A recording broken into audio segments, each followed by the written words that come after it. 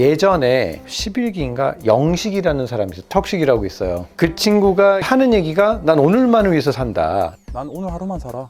내가 오늘만 위해 산다. 그럼 금막하러 하세요. 제 생각에는 요즘 금막하라는 것들이 계속 나오는 이유는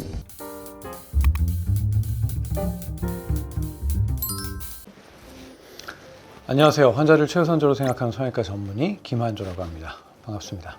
금막하.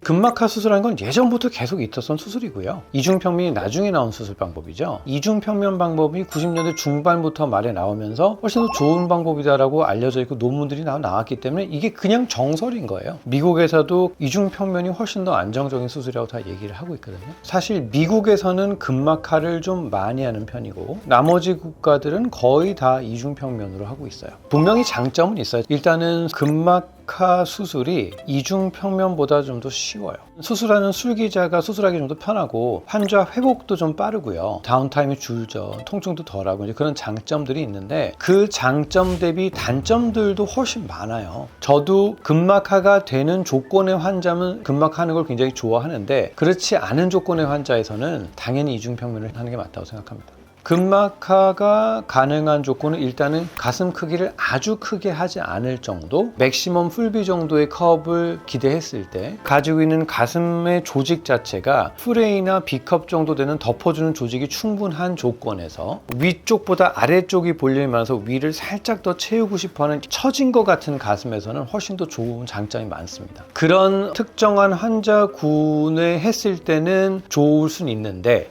해당사항이 별로 없죠. 20명 수술하면 한두 명 있을까 말까. 제 생각에는 요즘 금막하라는 것들이 계속 나오는 이유는 특히 한국에서는 이제 어떤 보형물 회사에서 최소 출혈로 한다고 이제 광고를 하는데 방법 자체가 금막하로 할 수밖에 없는 방법이기 때문에 그게 광고가 되면서 금막하라는 얘기가 다시 많이 나오는 것 같아요. 하늘을 가지고 얘기하는 게 더 좋지 않을까요?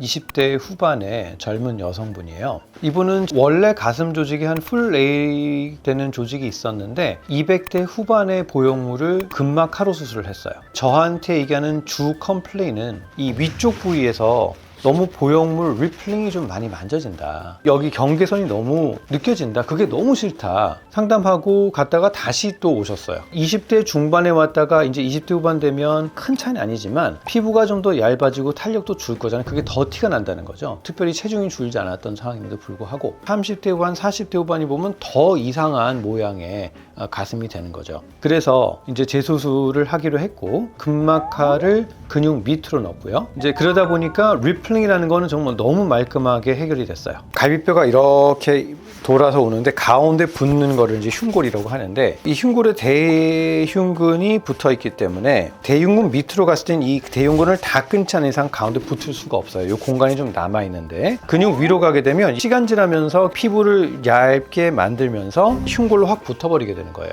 본인은 이 모양도 나쁘지 않다고 생각을 했어요. 나는 절대 안 예쁘다고 생각하거든요. 근데 그걸 모르는 사람들은 그 붙은 게 골이 예쁘다고 생각해요. 제가 이제 수술을 하고 이걸 떨어뜨려주고 이제 나중에 결과 원장님 이게 맞네요. 여기 골 붙었다는 게 이상하다는 걸 지금 보니까 이제 알 것 같아요 하고 굉장히 만족을 하셨던 환자분이에요. 가슴 조직을 유지하는 쿠퍼스 리가멘트부터 여러 가지 이제 인대들이 있어요. 그런 인대들이 가슴의 모양을 지지하고 만들어주는 역할을 하는데 이중평면이라는 수술을 들어갔을 때는 근육 밑으로 들어가잖아요. 유선 조직과 대흉근 사이에 붙어있는 그 인대들이 끊기질 않아요. 그런데 금막하러 갔을 때는 그 인대들을 끊으면서 들어가요. 그렇기 때문에 장기적으로는 밑빠짐이라든가 지금 이 환자처럼 가운데 골 붙는 것과 이런 모양이 이상해지는 결과들을 만들어갈 수 있는 가능성이 좀 높아진다. 겨드랑이 절개를 했는데 금막하러 했어요. 근육 조직은 좀 더 잘 붙는데 금막하에 있는 그 지방 조직은 잘 안 붙어요. 눕다 보니까 이 환자는 보형물이 여기까지 밀려 올라가요. 많이 움직여요. 금막하는.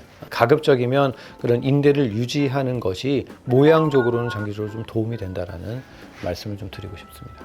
어차피 제가 한 이중편면도 이렇게 모으면 당연히 고름 붙겠지만 옷 입었을 때는 이 결과나 크게 상관이 없어요. 오태가 나잖아요. 볼륨이 커지고. 근데 저는 이 작은 차이들이 결국은 명품을 만든다는 거거든요. 수술의 결과를 결정을 짓는 가장 중요한 요소가 의사의 테크닉이냐. 제 스승이 귀 재건 수술, 전 세계적으로 1위, 권위자 2일이에요. 과장님 전성기가 언제라 한 거예요? 난 지금인데? 그분이 지금 49년생이시니까 77세잖아요. 아직도 수술하고 계세요. 근데 지금 결과가 제일 좋다는 거예요. 결국 의학이라는 거는 경험치예요. 경험치가 누적되면서 결과가 나오는 건데 그걸 절대 무시할 수가 없어요. 경험이 없고 젊은 친구들은 바로 수술 후의 결과만 보면 사실 근막하로 하나 이중편면이 크게 다르지 않거든요. 저처럼 20년 동안 환자를 추적 관찰을 한 의사들은 모양이 달라지고 이상해진다는 걸 우리는 다 알고 있죠. 데이터를 많이 가지고 가슴 수술을 많이 하신 분들은 이중편면이 훨씬 더 좋은 수술 방법이라는 걸 다 알고 있어요. 유방기 성형 연구에 있는 어느 정도 인지도가 있고 수술을 많이 하시는 분들 중에서는